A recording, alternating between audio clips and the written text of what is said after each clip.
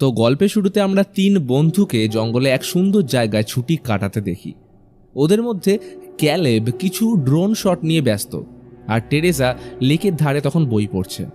হঠাৎ মনে পড়ল জেসিকার কথা। রাত থেকে ওর শরীরটা ভালো নেই, তাই ক্যালেবকে দেখে আসতে বললে জানায় এখন হবে না, আমি ড্রোন নিয়ে ব্যস্ত। অতএব টেরেসা নিজেই গেলে দেখে জেসিকা বিছানার উপর মুখ ঘুরিয়ে শুয়ে। কিছু জিজ্ঞেস করলে কোনো উত্তর দিচ্ছে না, তাই পাশের চেয়ারে টেরেসা বই নিয়ে বসে পড়ে। জাস্ট কয়েক সেকেন্ড হয়েছে, দেখে জেসিকা ঝটকা দিয়ে উঠে বসেছে। সাথে টেরেসা যে বইটা পড়ছে সেটার প্রতি কটা লাইন হুবহু না দেখে বলে যাচ্ছে। The intense horror of my nightmare came over me, I tried to draw back my arm, let me in, let me in. এটা বলার সাথে ওর ভয়েস পরিবর্তন হতে শুরু করে। কিন্তু এটা কিভাবে সম্ভব? ভয়ে চিৎকার করে টেরেসা ওকে চুপ করে বসতে বললে হঠাৎ বিছানা থেকে পড়ে আচমকা বমি করতে শুরু করে। টেরেসা ওকে সামলাতে গেলে তখনই জেসিকা ওর গলা টিপে চুলের বিনুনি ধরে এক টানে চুল সমেত স্কাল্প উপড়ে দেয়। প্রচণ্ড যন্ত্রণায় কাঁপতে কাঁপতে টেরেসা বাইরে এলে ক্যালেব ভয় পেয়ে যায়। এর মধ্যে জেসিকা উপড়ে ফেলা স্কাল্প হাতে নিয়ে বেরিয়ে এসে সোজা ড্রোনটাকে ধরে মুখের মধ্যে ঢুকিয়ে নিতেই এক ঝটকায় লেকে পড়ে যায়। ক্যালেব কি হয়েছে কিছু না বুঝেই লেকে ঝাঁপ মারে। কিছুক্ষণ সব শান্ত থাকার পর জলের ভিতর থেকে উঠে আসে ক্যালেবের কাটা মাথা। এই ভয়ানক দৃশ্য দেখে টেরেসা বাকরুদ্ধ। এরপরেই জল থেকে ভয়ানক রূপ নিয়ে উঠে আসে জেসিকা, অর্থাৎ সে ডেডাইটসে পরিণত হয়েছে। ফর ইনফরমেশন, এভিল ডেড ইউনিভার্সে ডিমন দ্বারা পজেসড মানুষদের ডেডাইটস বলা হয়। কিন্তু জেসিকার সাথে এরকম কি করে ঘটলো সেটা জানতে হলে ঘটনা ফিরে যায় একদিন আগে। শহরের এক নাইট ক্লাবের বাথরুমে গিটার টেকনিশিয়ান বেথ বসে আছে। আজই জানতে পেরেছে সে প্রেগনেন্ট। চিন্তায় ওর মাথা কাজ করছে না, তাই বন্ধুদের না বলে ব্যাগ গুছিয়ে বেরিয়ে পড়ে ওর দিদি এলির বাড়ির উদ্দেশ্যে। এলি পেশায় ট্যাটু আর্টিস্ট। ফ্ল্যাটে তার 3 বাচ্চাকে নিয়ে এসে থাকে। তারা ড্যানি, ব্রিজেট এবং ক্যাসি। এলির হাজবেন্ড 3 মাস আগে ওদের ছেড়ে চলে গেছে। ড্যানির ডিজে হওয়ার খুব ইচ্ছে, তাই বিখ্যাত American rock band LCD sound সিস্টেমের গান ড্যান্স ইয়োর সেলফ ক্লিন এর সাউন্ড মিক্সিং করছিল। আর অন্যদিকে ক্যাসি পুতুলের গলা কাটতে ব্যস্ত। এলি ওর কাঁচি খুঁজে না পেলে ক্যাসি সেটাকে টেবিলের তলায় লুকিয়ে দেয়। তখনই কলিং বেল বেজে উঠলে ব্রিজেট দরজা খুলে দেখে পাশের অ্যাপার্টমেন্ট থেকে 2 জন বন্ধু তাকে আজ রাতে ফ্রেডির সিনেমা দেখার জন্য জয়েন করতে বলছে, যেটা ডাইরেক্ট রেফারেন্স ছিল ফ্রাইডে দ্য 13th মুভির। কিন্তু ওরা আজ সিনেমা দেখার মুড নেই। তো ওরা চলে যাওয়ার পর বোনকে নিয়ে দুষ্টুমি করার সময় কলিং বেল আরও একবার বেজে ওঠে। রুমে উচ্চস্বরে গান চলার জন্য ওরা আওয়াজটা শুনতে পায় না। তো এলি নিচে চেক করলে দেখে তার বোন বেথ এসছে। অনেকদিন পর, কি ব্যাপার? মাঝে তো কোনো পাত্তাই ছিল না। এবার এই বিষয়ে ডিসকাস করার আগে এলি ওদের 3 জনকে পিৎজা আনতে পাঠিয়ে দেয়। এলি বোনের উপর রাগ দেখায়, কারণ ওর হাজব্যান্ড যখন চলে গেছিল তখন অনেকবার ওর সাথে কন্ট্যাক্ট করার চেষ্টা করে, কিন্তু কোনো রেসপন্স করেনি। আসলে বেথ ওই সময় নিজের কাজ আর পার্টি নিয়ে ব্যাংককে এতটাই ব্যস্ত ছিল যে এলির কথা একবারও তার মাথায় আসেনি। তো এই নিয়ে ওদের মধ্যে মনোমালিন্য চলছিল। দুজনের জীবনে এখন প্রবলেম, তাই ঠিক করে একে অপরের মনের সাথী হয়ে তারা নিজেদের ডিপ্রেশন থেকে বেরিয়ে আসতে সাহায্য করবে। তখনই হঠাৎ শহরে ভূমিকম্প আসে, রিক্টার স্কেলে যার তীব্রতা ছিল 5.5। বাচ্চাটা তখন পার্কিং লটে। ভূমিকম্পের কারণে ভালো রকমই ক্ষতিগ্রস্ত হয়েছে। এর মধ্যে পার্কিং লটের মেঝে ফেটে যাওয়ায় একটা গর্ত দেখতে পায়। প্রচণ্ড কৌতূহলের সাথে ড্যানি চেক করলে দেখে ভিতরে একটা পুরনো ব্যাংকের ভল্ট। কারোর কথা না শুনে নিচে নেমে চেক করলে বেশ কয়েকটা পুরনো পেপার ও নথিপত্র খুঁজে পায়। সাথে পাশে পড়ে থাকা ট্রাঙ্ক থেকে পুরনো রেকর্ড পেলে সেটা ব্যাগে ঢুকিয়ে নেয়। তখনই হঠাৎ একটা আওয়াজ শুনতে পেয়ে পাশের ফাঁকা জায়গাটায় প্রবেশ করলে দেখে সেখানে চারিদিকে জেসাস ক্রস ঝুলছে, আর নিচে একটা সিমেন্টের বক্স মতো বানিয়ে রাখা, যেটা ভূমিকম্পের কারণে একটা সাইড ভেঙে গেছে। ড্যানি টর্চ মারলে দেখে কাপড়ে জড়ানো কিছু একটা রাখা। কৌতূহলের সাথে সেটা বের করে কাপড়টা সরাতে একগুচ্ছ পোকা উড়ে যায়। পুরনো চামড়ার মলার দেওয়া একটা বই, আর সাইডে নখের মতো কিছু একটা দিয়ে সেটা বন্ধ রয়েছে। সে ওটাকে ব্যাগে পুরে নেয়। এদিকে এলি আর বেথ চিন্তায় রয়েছে যে বাচ্চারা কেন এখনো এলো না। তার উপর ফোনের নেটওয়ার্ক কাজ করছে না। পাশের ফ্ল্যাটের দুজন গ্যাব্রিয়েল আর মিস্টার ফন্ডা সাহায্যের জন্য এগিয়ে আসলে তখনই লিফট খুলে বাচ্চারা প্রবেশ করে। যাক, বাচ্চারা সুস্থভাবে ফিরে এসছে। কিন্তু এদের মাথায় তখন অন্য কিছু ঘুরছে। রুমে ঢুকে ড্যানি ব্রিজেটকে বইটা দেখিয়ে বলে, মনে হচ্ছে এটা অনেক পুরনো, মা বিক্রি করে ভালোই অ্যামাউন্ট পাবে। এই বলে ড্যানি তড়িঘড়ি করে বইটা খোলার চেষ্টা করলে ওই নখের জায়গাটায় লেগে রক্তের কয়েক ফোঁটা বইটার উপর পড়তেই নখগুলো ওপেন হয়ে বইটা আনলক হয়, যেটা এভিল ডেড সিরিজের সবকটা বইয়ের কমন জিনিস। এবার যারা জানো না তাদের বলি, এই বইগুলোকে দ্য বুক অফ ডেড অথবা দ্য নেক্রোনমিকন বলা হয়। কিন্তু এই বইটা আগের দুটো বইয়ের থেকে আলাদা। তো বই ওপেন করতেই বিভিন্ন ভয়ানক ছবি, অলৌকিক রিচুয়ালস সহ কোনো এক অজানা ভাষায় বেশ কিছু জিনিস লেখা ছিল। বইয়ের প্রতিটা পাতা উল্টানোর সাথে উন্মোচিত হচ্ছিল নেগেটিভ এনার্জি, যেটা ব্রিজেটকে কোনো এক অশনি সংকেতের জানান দেয়। তাই সে এখনই বইটা ফেলে দিয়ে আসতে বললে ড্যানি মনে করিয়ে দেয় আজ রাতে মা কোথাও বেরোতে দেবে না, তাই বই ফেলার জন্য কাল সকাল অবধি ওয়েট করতে হবে। এদিকে ক্যাসি তখন আন্টি বেথের সাথে গল্প করে আলাপচারিতা সেরে নিচ্ছিল, এতে দুজনের মধ্যেকার বন্ডিং ভালো হবে। কিন্তু অন্যদিকে ব্রিজেট চলে যাওয়ার পর ড্যানি বই খুলে ওর সাথে নিয়ে আসা রেকর্ডারগুলো প্লে করে। এগুলো যেন তাকে মন্ত্রমুগ্ধ করে ফেলেছে। প্যাকেট থেকে বের করে প্রথম রেকর্ডটা প্লে করলে শোনে এটা 13ই নভেম্বর 1923 সালের সেন্ট প্যাট্রিক ক্যাথিড্রাল চার্চে ফাদার মার্কাস ও ফাদার ক্যানন ডেমিয়েন এই বইটার ব্যাপারে উপস্থিত সবাইকে বলছে। এই অজানা ভাষার তৃতীয় বই তাদের ওভারসিজ মিশনারিরা খুঁজে পেয়েছে, যার নাম ন্যাটিউরাম ডিমন্টো। বলে রাখি, এর দুটো বই আগে এভিল ডেডের ফার্স্ট পার্ট এবং এভিল ডেড 2013 পার্টে দেখানো হয়েছে, যেগুলো সম্পূর্ণ আলাদা। এই বইয়ের মলাট তৈরি মানুষের মাংস দিয়ে এবং এর ভিতরে লেখার জন্য ব্যবহার করা হয়েছে মানুষেরই রক্ত। ফাদার চার্চের কাছে পারমিশন চাইছে এই বইটা অনুবাদ করতে, কিন্তু চার্চ এর বিরোধিতা করলে সেখানে উপস্থিত একজন চিৎকার করে বলে, খবরদার এই কাজটা করবেন না। যেটা ছিল এভিল ডেড ইউনিভার্সের মেইন লিড ক্যারেক্টার অ্যাসের কণ্ঠস্বর, যাকে আমরা এই সিরিজের শুরু 3টে পার্টেই দেখেছি।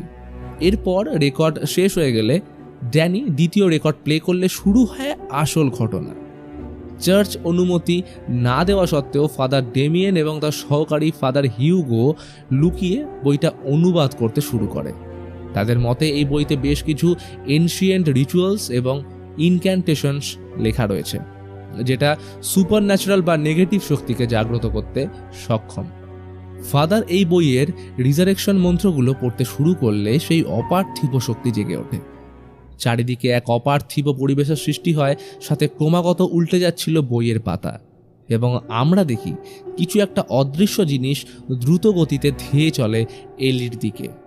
তখন সে লিফটের নিচে এসেছিল একটা কাজের জন্য, আর তখনই ঘটতে থাকে একের পর এক অবাস্তব জিনিস। তার কানের দুলগুলো কেউ ছিঁড়ে নেয়, একটা সজোরে থাপ্পড় এসে পড়ে গালে, আর এভিল ডেডের ট্রেডমার্ক স্টাইলে ফ্ল্যাটের ইলেকট্রিক তারগুলো বেরিয়ে এসে এলিকে তুলে ধরলে পজেস্ট হয়ে যায়। আর ওদিকে ড্যানি বইটা বন্ধ করতেই পুরো অ্যাপার্টমেন্টের কারেন্ট চলে যায়। সবাই তখন এলিকে খুঁজছে। হঠাৎ লিফট ওপেন হয়, দেখে সামনে এলি দাঁড়িয়ে। সে কেমন যেন একটা এঁকে বেঁকে চলেছে। ব্রিজেটের ডাকে কোনো পাত্তা না দিয়ে চুপচাপ ঢুকে গ্যাস অন করে খোলা সমেত ডিম ভাজতে শুরু করে। কি হলো, সে এমন করছে কেন? বাকিরা সবাই পিছন থেকে এক পলকে তাকে দেখছে। বেথ জিজ্ঞেস করলো, এই কি হয়েছে? উত্তর আসে, আমি একটা সুন্দর স্বপ্ন দেখেছি, যেখানে আমরা সবাই বিশাল জঙ্গলের মাঝে বসে, শুদ্ধ বাতাস বইছে, সাথে পাখিদের কলতান, আর আমি তোমাদের বডির মধ্যে ঢুকে প্রত্যেককে মাঝখান থেকে চিড়ে ফেলছি। এই বলে পাগলের মতো হাসতে শুরু করে। হাত থেকে প্লেটটা পড়ে গেলে জাস্ট একটাই কথা, ওটা আমার মধ্যে ঢুকে গেছে। সবাই ভয় পিছিয়ে যায়। রান্নাঘর থেকে বারান্দায় এসে এলি প্রচুর বমি করে উল্টে পড়ে যায়। অর্থাৎ এলি ডেডাইটসে ট্রান্সফর্ম হচ্ছে, যেটা আমরা জেসিকার ক্ষেত্রেও দেখলাম। বেথ আর ড্যানি তাকে নিয়ে লিফটে নামতে গেলে দেখে যান্ত্রিক গোলযোগ দেখা দিয়েছে, আর ওদিকে ভূমিকম্পের কারণে সিঁড়ি ভেঙে পড়ে রয়েছে। এইবার কি হবে? বেথ চেক করলে দেখে এলি মারা গেছে। তারা বুঝতেই পারছে না 1 মিনিট আগে যে মানুষটা একদম সুস্থ স্বাভাবিক ছিল তার হঠাৎ কি এমন হলো। কোনো রকমে বিছানায় শুইয়ে এলির খোলা চোখ দুটো বন্ধ করতে গেলে কিছুতেই সেটা বন্ধ হচ্ছিল না। গ্যাব্রিয়েল এলির জন্য ঈশ্বরের কাছে তাই প্রার্থনা করে। এবার এখান থেকে বেরোতে গেলে তাদের এমার্জেন্সি ফায়ার এক্সিট ব্যবহার করতে হবে, কিন্তু সেটা লক। গ্যাব্রিয়েল ওটা খোলার চেষ্টা করলে কিছুতেই খুলছিল না। তখনই ফন্ডা সাজেশন দেয় যে আমার শটগানটা নিয়ে আসি, ওটা দিয়ে সুবিধা হবে খোলায়। অন্যদিকে এলির মৃতদেহর পাশে বেথ বসেছিল। সে আফসোস করছে এলির যখন দরকার ছিল তখন তার পাশে থাকতে পারেনি। আর তখনই এলির ফোনে একটা রেকর্ড বেজে ওঠে, যেখানে সে বলছে, আমায় বাঁচাও, আমি ভিতরে আগুনে পুড়ছি। কথাটা শেষ হতেই ফোনের স্ক্রিনটা ভেঙে যায়। বেথ বুঝে পায় না এটা কি হলো। কি মনে করে এলির দিকে তাকালেই দেখে ওর চোখে একটা মাছি বসে। তখনই এলি চোখের পলক ফেলে বেথের দিকে তাকিয়ে উঠে বসে। সবাই এলিকে ধরে বাথটাবে জলে ডুবোতেই ওর চোখ দুটো উল্টে যায় আর ভয়ানকভাবে ছটফট করতে শুরু করে। ব্রিজের ছুটে বড় বানতে যেতেই জল থেকে এক ছটকায় উপরে উঠে ঝুলে পড়ে এলি। তার ভিতরকার নেগেটিভ শক্তি জেগে উঠেছে, অর্থাৎ একটু একটু করে সে সম্পূর্ণ ডেডাইটসে পরিণত হচ্ছে। এরপর একের পর এক ঘটতে থাকে ভয়ানক ঘটনা। সে ভীষণ জোর চিৎকার করে আশেপাশের কাঁচ ফাটিয়ে দেয়, এমনকি জল গরম হয়ে ফুটতেও শুরু করে। এরপর হঠাৎ থেমে গিয়ে জলের মধ্যে পড়ে যায়। সবাই এই আকস্মিক ঘটনায় থরথর করে কাঁপছে।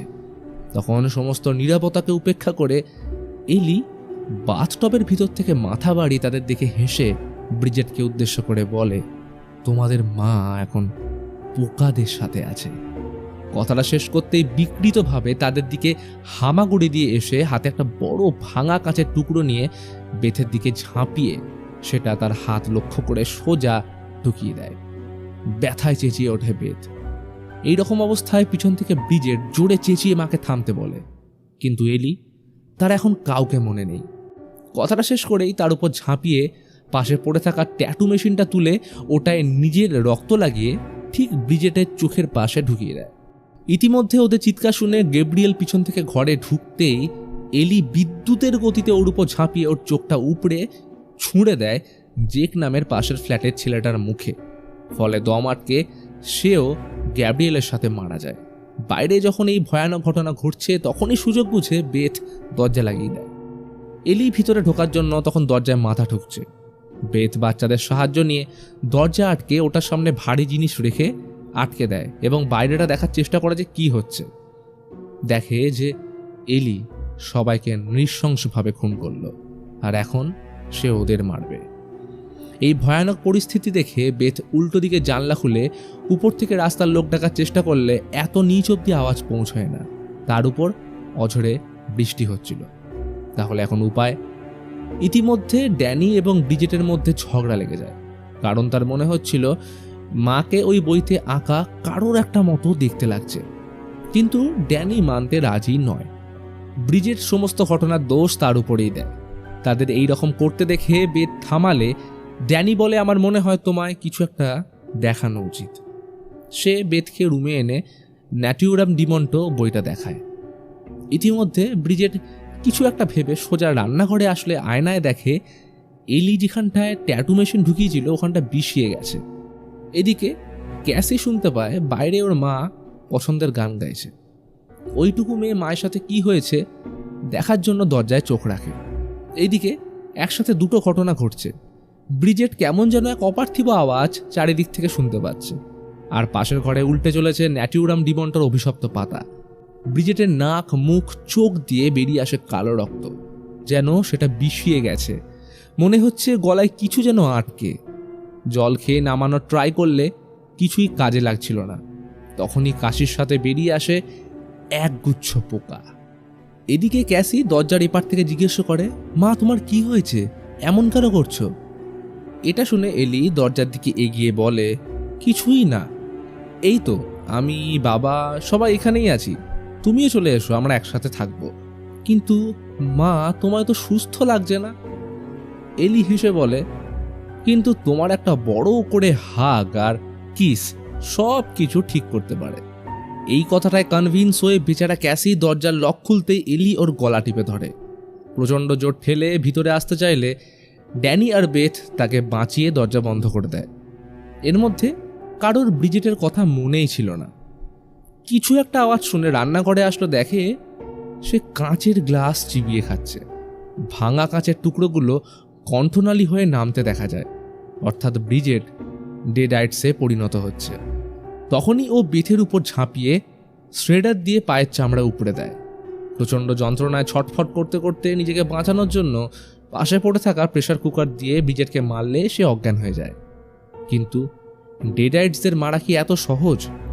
আর সেটাই হতে আমরা দেখি, কারণ পরক্ষণে ব্রিজেট উঠে ড্যানিকে তাড়া করে। এরই সাথে বাইরে থাকা এলি পাগলের মতো চিৎকার করতে শুরু করে। ড্যানি ছুটে নিজের ঘরে ঢুকে পড়লে ব্রিজেটের নজর যায় ক্যাসির দিকে। তাকে মারতে আসলে নিজেকে বাঁচানোর জন্য ক্যাসি পুতুলের মাথা লাগানো লাঠিটা ওর দিকে ঘুরিয়ে দিলে সেটা ওর মুখের ভিতর দিয়ে ঢুকে মাথার পিছন দিয়ে বেরিয়ে যায়। ওইটুকু ছোট্ট বাচ্চা মেয়ে চোখের সামনে ভয়াবহ ঘটনা দেখে স্তম্ভিত হয়ে পড়ে। ব্রিজেট মুখের ভিতর থেকে লাঠিটা বের করে সেখানেই পড়ে যায়। যাই হোক, কিছু তো লাভদায়ক হলো। ক্যাসির এগুলো দুঃস্বপ্ন মনে হচ্ছিল। বেথ ওর মুখে লেগে থাকা রক্ত মুছে সান্ত্বনা দিয়ে বলে, আমি তোমাদের কথা দিলাম এই অ্যাপার্টমেন্ট থেকে তোমাদের বের করব। এদিকে ব্রিজেট যাতে ওর মায়ের মতো পরে অ্যাটাক না করে, তাই ড্যানি ওকে প্লাস্টিক দিয়ে মুড়ে বিছানার সাথে বেঁধে দেয়। এখন উপায়? বেথ মনে করে ন্যাটুরাম ডিমন্টো যদি এই সব কিছু শুরু করতে পারে তাহলে নিশ্চয়ই ওর মধ্যেই এটাকে শেষ বা বন্ধ করার উপায় লেখা আছে। তাই বেথ সমস্ত রিস্ক নিয়ে ড্যানির হাতে ছুরি ধরিয়ে বলে, আমার কিছু হলে এটা দিয়ে আমায় মেরে ফেলো, কারণ ওই রেকর্ড আমি হেডফোন লাগিয়ে এখন শুনব। তো যেমন ভাবা তেমন কাজ। কোনো রকমে ব্যাটারি চালিয়ে রেকর্ড অন করে শুনতে থাকে ফাদার মার্কাসের কথা। ফাদার বলছিল এই বইটা নষ্ট করা সম্ভব নয়। তার দুজন সহকারী পর্যন্ত এর শিকার হয়েছিল। এই প্রাচীন ডিমন তার ভিকটিমকে ভিতর থেকে শেষ করে। আমরা এক্সরসিজমের সময় প্রেয়ার করতে শুরু করলে ডিমন সেটাকে উপহাস করার জন্য প্রেয়ার উল্টোভাবে পড়তে শুরু করে। আমার দুই সহকারীকে সব রকমভাবে আমি মারার চেষ্টা করেছিলাম। তাদের যখন আগুনে দিলাম তারা আগুনের উপর দাঁড়িয়ে অট্টহাসি করছিল। এরপর বইয়ের নিয়ম অনুযায়ী তাদের জীবন্ত মাটিতে পুঁতে দিই, কিন্তু এতেও কোনো ফল হয়নি। অবশেষে তাদের শরীরের প্রতিটা টুকরো করতে হয়েছিল। ছোট্ট ইনফরমেশন দিই, এর আগে যে দুটো বই পাওয়া গেছিল সেখানে ডেডাইটসদের মারার জন্য এই 3টে উপায় লেখা ছিল, কিন্তু এখানে আমরা দেখি ওই 3টের মধ্যে দুটো কোনো কাজেই লাগেনি। এদিকে এলি ঘরের ভিতর প্রবেশ করার একটা জায়গা খুঁজে পায়, যেটা ছিল ভেন্টিলেশনের ওই রাস্তা যা মিস্টার ফন্ডার বিড়াল ব্যবহার করত।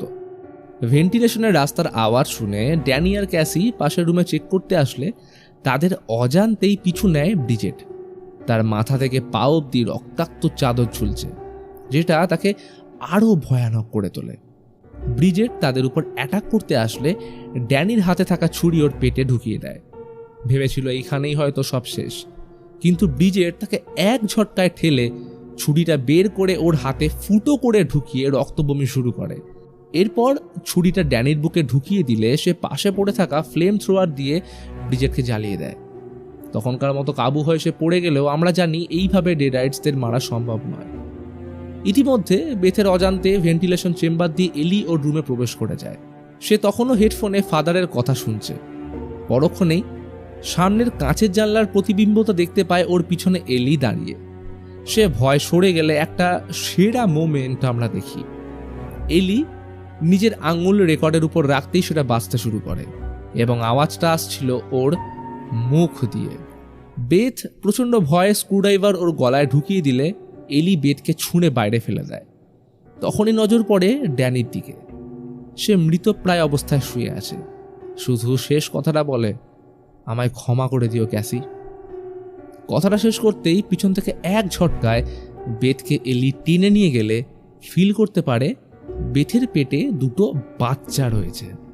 এলি পেট ফুটো করে বাচ্চা দুটোকে বের করতে গেলে ক্যাসি টেবিলের তলায় যে কাঁচিটা লুকিয়ে রেখেছিল সেটা ছুঁড়ে দেয় ওর দিকে। বেথ একটুও দেরি না করে সেটা সোজা ঢুকিয়ে দেয় এলির নাকে। অ্যাটলিস্ট কিছুটা হলেও তাকে কাবু করা গেল। এই সুযোগ পালানোর। দরজা খুলে বাইরে আসলো, দেখে সবাই মৃত অবস্থায় পড়ে রয়েছে, কারোর দেহে প্রাণ নেই। লিফটের দরজা এখনো খুলছে আর বন্ধ হচ্ছে, তবে এমার্জেন্সি ফায়ার এক্সিটের দরজাটা খুলতে পারলে এখনও সুযোগ আছে পালানোর। তাই পাশে পড়ে থাকা গ্যাব্রিয়েলের হাতুড়ি দিয়ে তালা খোলার চেষ্টা করে, কিন্তু কোনো ফল না হলে নজর পড়ে ফন্ডার হাতে শটগানের দিকে। সেটাকে কোনো রকমে বের করে পাশে পড়ে থাকা ব্যারেলগুলো তুলে নেয়, কিন্তু এলি এতক্ষণে জীবিত হয়ে উঠেছে। নাক থেকে কাঁচিটা বের করে সোজা ছুটে যায় ওদের দিকে, আর তখনই আত্মরক্ষার তাগিদে শটগান চালালে সেটা গিয়ে লাগে এলির পায়ে। ওখানেই পড়ে যায় সে। কিন্তু এতেও কি আটকানো সম্ভব? এলি ক্যাসিকে কথার জালে ফাঁসানোর চেষ্টা করলে পাশে পড়ে থাকা ফন্ডা ডেডাইটসে পরিণত হয়ে বেথের পা ধরে। সে ভয় আরও একবার শ্যুট করলে এলির একটা হাত উড়ে যায়। এরপর আর দেরি না করে বন্দুক নিয়ে ফন্ডার মাথা সে ফাটিয়ে দেয়। ইতিমধ্যে ক্যাসি চিৎকারে নজর পড়ে সামনের দরজায় এলির দিকে। ড্যানি আর ব্রিজেট এগিয়ে আসছে। ওরা এলির সামনে বসে কাঁদতে শুরু করলেও পরক্ষণে ওদের দিকে তাকে অট্ট হাসি দিয়ে উপহাস করতে থাকে। এলি বলে ওঠে, এভরিবডি হিয়ার ডাইজ বাই ডন। কথাটা শেষ করতেই সেখানে পড়ে থাকা প্রতিটা মৃতদেহ এই একই কথা রিপিট করতে শুরু করে, dead by dawn, dead by dawn. অবশেষে কোনো রকমে লিফটে ঢুকতেই কারেন্ট চলে আসে, কিন্তু লিফট নামার সময় সেখানে রক্ত ভরতে শুরু করে। আর তখনই ন্যাটুরাম ডিমন্টোর পাতা উল্টে যায় এবং আমরা দেখি এলির দেহ ড্যানি আর ব্রিজেট ছিঁড়ে ওর ভিতরে প্রবেশ করতে চাইছে। অর্থাৎ এরা এখন একসাথে মার্জ হয়ে ডেডাইটস ক্রিয়েচার দ্য মারাডার বানাবে, যা ছবি বইতে রয়েছে। লিফটে ভরছে রক্ত, আর একদিকে ক্রিয়েচারটা ঢুকে যায় ভেন্টিলেশনের রাস্তা। দুজন বাঁচার জন্য উপরে উঠতে ট্রাই করলে সেখান দিয়ে ক্রিয়েচারটা ঢোকার চেষ্টা করে। রক্ত ভরে প্রায় নাক অবধি চলে এসছে। বাঁচার আশা শেষ। আর তখনই গ্রাউন্ড ফ্লোরে এসে লিফটের দরজা খুলে যায়। ভেতরে জমে থাকা রক্ত অবাধে চারিদিকে ছড়িয়ে পড়ে, যেটা রিক্রিয়েশন ছিল দ্য শাইনিং মুভির এই সিন থেকে। কোনো রকমে ওরা দুজনেই ভয়াবহ পরিস্থিতি থেকে বেঁচে পার্কিং লটে চলে আসে। এখন এটাই পালানোর একমাত্র রাস্তা। কিন্তু গাড়ি স্টার্ট করে বাইরে বেরোতে গেলে দেখে মেন গেট লক করা এবং সেটা সুইচ টিপে ওপেন হচ্ছে না। বেথ কোনো রকমে ওটা ওপেন করলে গাড়ি নিয়ে বেরোতেই যাবে, আর তখনই গর্তের মধ্যে পড়ে চাকা আটকে যায়। বেথ অনেক চেষ্টা করে সেখান থেকে গাড়িটা বের করতে, কিন্তু তখনই পিছনের দরজা খুলে প্রবেশ করে ভয়াবহ ডেডাইটস ক্রিয়েচার। এরা দুজন কোনো রকমে ওর থেকে লুকিয়ে বাঁচতে থাকে। চলতে থাকে চোর পুলিশের খেলা। কিন্তু যেমন করেই হোক গেট দিয়ে বেরোতে হবে।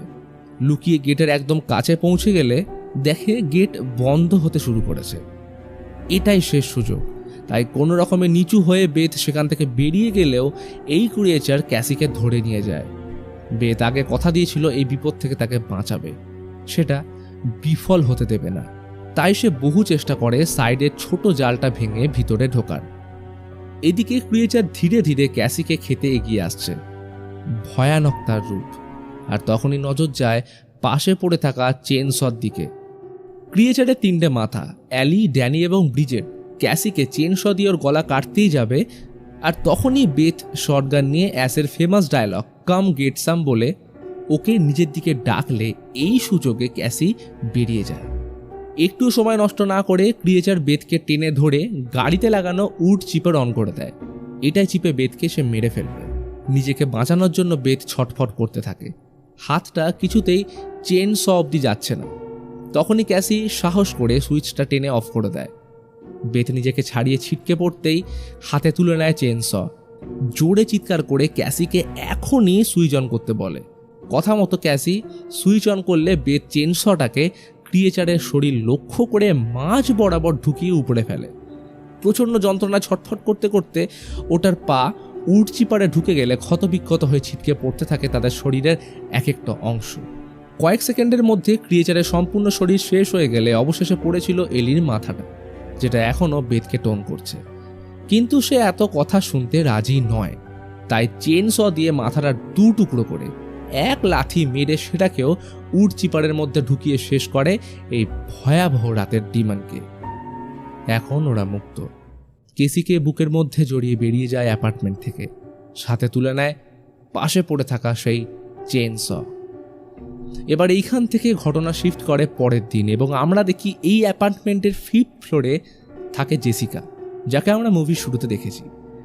বিগত রাতে কি ঘটনা ঘটে গেছে তার বিন্দুমাত্র খবরটাও তার কাছে নেই। ওদের বন্ধুদের গ্রুপ পিকনিক করতে যাচ্ছে এবং ভিডিও কলে রয়েছে টেরেসা। তার সাথে কথা বলে কলটা কাটতেই খেয়াল পড়ে পার্কিং লটে চারিদিকে ছড়িয়ে থাকা রক্তের উপর। সে আন্দাজ করতে পারে না যে এখানে কি ঘটেছে, আর তখনই আমরা দেখি সেই এনসিয়েন্ট ডিমনকে ওর শরীরে প্রবেশ করতে। এবং এরপর কি হয়েছে সেটা আশা করি আমরা মুভির একদম শুরুতেই দেখেছি। আর এই ঘটনার সাথে মুভি এখানেই শেষ হয়। তো বন্ধুরা, কেমন লাগলো আজকের এই ভিডিও সেটা কমেন্ট করে জানাও, কারণ চ্যানেলের 300 নাম্বার ভিডিওতে তোমাদের 300টা কমেন্ট আমার চাই। আর যারা চ্যানেলে নতুন আসছো তারা অবশ্যই সাবস্ক্রাইব করে বেল আইকন অন করে দাও।